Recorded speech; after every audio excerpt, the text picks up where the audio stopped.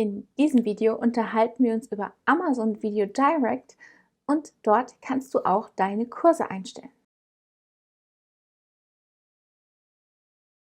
Ja, du kannst mit den ganz Großen spielen, ne? Bei Amazon Video Direct heißt, wir können auch dort unsere Kurse hochladen und dann ja auf der Plattform, auf der Millionen Menschen sich täglich tummeln, verfügbar sein. Das ist eigentlich toll, oder? Also ich meine, viel besser wird's nicht. Es kommt natürlich immer auf deinen Kurs an, aber nichtsdestotrotz gibt es dort genug Deutsche, es gibt genug Englischsprechende, es gibt einfach genug Menschen, ne? Und dementsprechend dürfte es keine große Sache sein, wenn du dort dein Video hochgeladen oder deine Videos hochgeladen hast, dass du dort auch Einnahmen erzielst. Ja und nein. Wir gehen jetzt einmal an den Rechner und ich zeige dir, wie das bei mir im Account aussieht. Eines vorab, also ich werde auf der Plattform nicht reich. Warum? Ja, es liegt definitiv an mir, ne? Also ich habe da schon was hochgeladen, aber nicht richtig oder es hat keine Freigabe erhalten oder der Kurs ist zu speziell, ja, wie auch immer. Also es liegt auf jeden Fall an mir, ne? Amazon ist Mainstream, ja, da greift jeder drauf zu, um Unterhaltung zu bekommen und nicht unbedingt um ja, halb wissenschaftliche Kurse zum Thema Geld verdienen im Internet zu machen. Deswegen werde ich da mit diesen Kursen auf jeden Fall keine Millionen verdienen oder auch keine Tausende. Deswegen, wir loggen uns jetzt einmal ein. Ich bin jetzt hier einmal auf der Plattform bei Amazon und hier siehst du, das sind diese ganzen Videos. Ich gehe mal auf irgendeins drauf. Und so sieht das dann eben auch aus, wenn du deine Videos hier drin hast. Du kannst hier verschiedene Staffeln einstellen, du kannst hier die können die Leute ansehen. Ja, du siehst hier, ne, sind verschiedene Staffeln. Und du kannst die für Prime freigeben oder eben auch nicht. Also die können geliehen und gekauft werden. Bei Amazon Prime ist das natürlich die Chance, dass jemand deine Videos guckt, ist natürlich sehr viel größer. Ne? Wenn dich niemand kennt, dann wird er wahrscheinlich nicht direkt Geld dafür bezahlen wollen, um sich deine Videos anzusehen. Wenn die aber bei Prime drin sind, dann kann man ja mal reingucken. Ne? Man hat nichts zu verlieren, nur Zeit. Ne? Und deswegen denke ich, dass gerade für den Anfang eine gute Idee ist, das Ganze auf Prime zu stellen.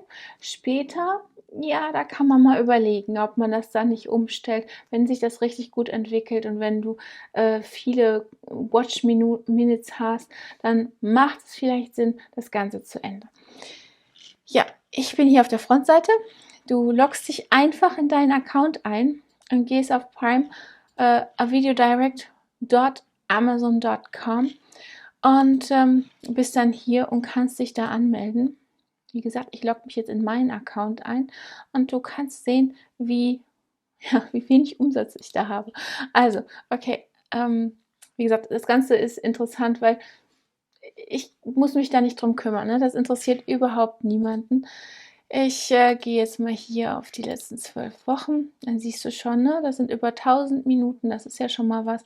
Aber in Euro ist das nicht allzu viel. Ne? Das ist jetzt von diesem Monat geschätzt, weil der Monat ist gerade erst angefangen, habe ich Grenze 7,55 Euro. Okay, sind schon mal da, tut keinem weh. Und wenn es 2 Kaffee sind, ist nicht schlimm. Also einmal hochgeladen, auch da musst du dich wirklich nicht drum kümmern. Ne? Du kannst es nicht groß bewerben. Du kannst von deiner Webseite auf Amazon verlinken. Es macht sich auf jeden Fall gut. Ne? Wenn jemand auf Amazon verkauft, also vor allen Dingen auch Videos, dann denkt man ja nicht, dass das ja so ein 0815 Produzent ist. Ne? Es macht was her. Es ist auf jeden Fall schon mal jemand, der ja, der nicht so ganz klein ist. Ne? So denkt man zumindest erstmal. Also die Studios, die da ihre Videos einstellen, das sind ja die ganz großen. Ne? Also du auch, du kannst es auch, aber es ist nicht ganz ohne Mühe, sagen wir es mal so. Also, ich gehe jetzt mal hier auf meine Videos und ja, gehen da hin und da kann ich Einzeltitel einstellen und ich kann Serientitel einstellen. Und bei jedem kann ich sagen, ob ich das gerne mit Prime freigeben möchte oder ob ich es verkaufen möchte und wenn ich es verkaufen möchte oder verleihen, zu welchem Preis. Das Problem oder ja, Problemchen im Prinzip ist, es dauert ein bisschen, bis man das Ganze hochgeladen hat. Ich gehe mal jetzt exemplarisch in eins rein. Das ist ein englisches Video und du siehst schon, es gibt eine Menge auszufüllen. Ne? Name, dann Kategorie und das ist pro Video wirklich. Dann hier dann so ein Abriss, worum es geht, dann die Kategorien, in die du das einstellen willst, für welches Land. Dann kannst du hier Erstveröffentlichung eingeben, Originalsprache einstellen, Alterseinstufung. Dann wird es noch interessant mit diesen Fotos, ne, oder mit diesen Bildern. Ja, das ist immer so ein kleiner Kampf, ne? 16:9, 3:4, Hintergrundbild.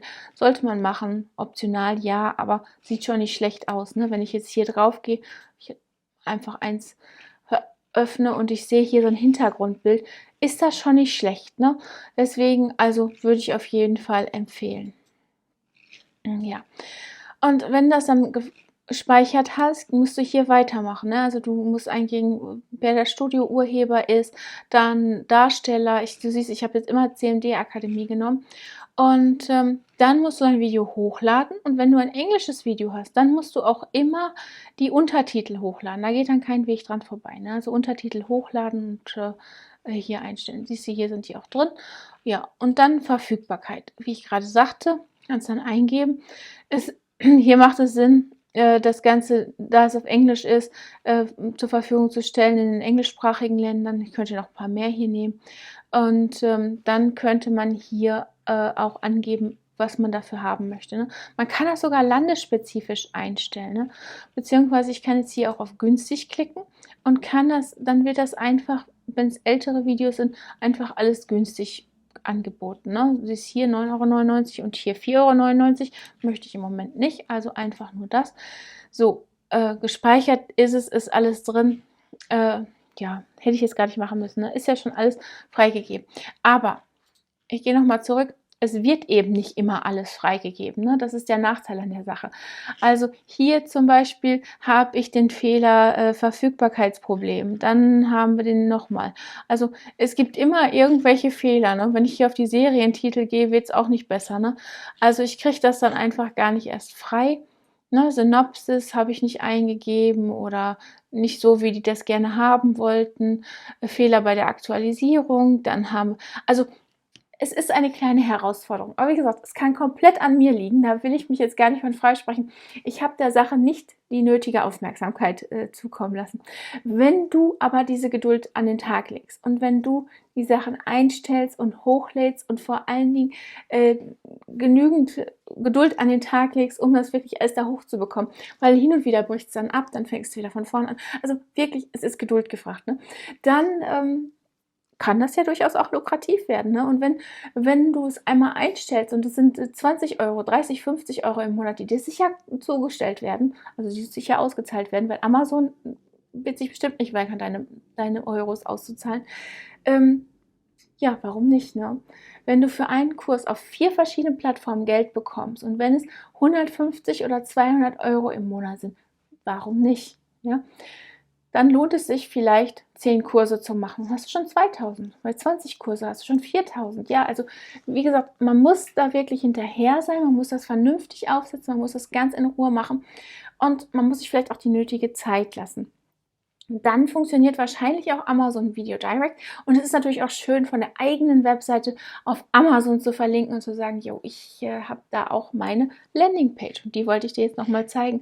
Hier oben kann man sich nämlich auch eine Landingpage anlegen und auch da wieder, so wissen die Leute, so weiß der Amazon-Algorithmus, wofür du stehst.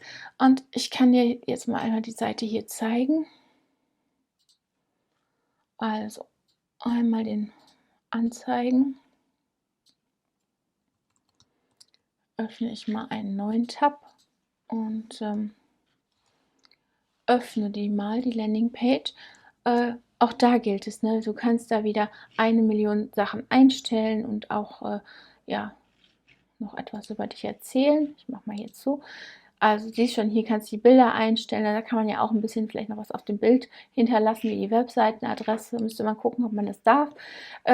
Auf jeden Fall werden dann die ganzen Kurse da angezeigt, ja, was auch immer du da reinpacken kannst. Und ja, ein bisschen durcheinander war das jetzt, ne? Da waren auch noch ein paar andere Kurse drin, aber ist egal. Auf jeden Fall hast du einen Ort, wo du deine Leute hinschicken kannst und wo die sich dann auch bei Amazon etwas von dir ansehen können. Wenn dir das Video gefallen hat, dann freue ich mich, wenn du unseren Kanal abonnierst, uns einen Daumen nach oben da lässt und die kleine Glocke anklickst, damit du benachrichtigt wirst, wann immer wir ein neues Video posten. Und im Moment sind wir ja noch in der 28-Tage-Challenge. Ich würde mich freuen, von dir zu hören, welche Plattform nimmst du denn? Bleibst du auf deiner eigenen, wie Teachable oder Thinkific? Gehst du zu Udemy? Gehst du zu Skillshare? Oder ist Amazon eigentlich deine Wahl der Stunde? Oder wo fängst du an? Also ich würde mich freuen, von dir zu hören. Und dann hoffe ich, dich im nächsten Video wiederzusehen, weil wir sind auf dem Endspurt. Jetzt geht es Richtung Ende und ich hoffe, du hast schon überall deinen einen Kurs eingestellt. Ja, und dann bis morgen. Tschüss!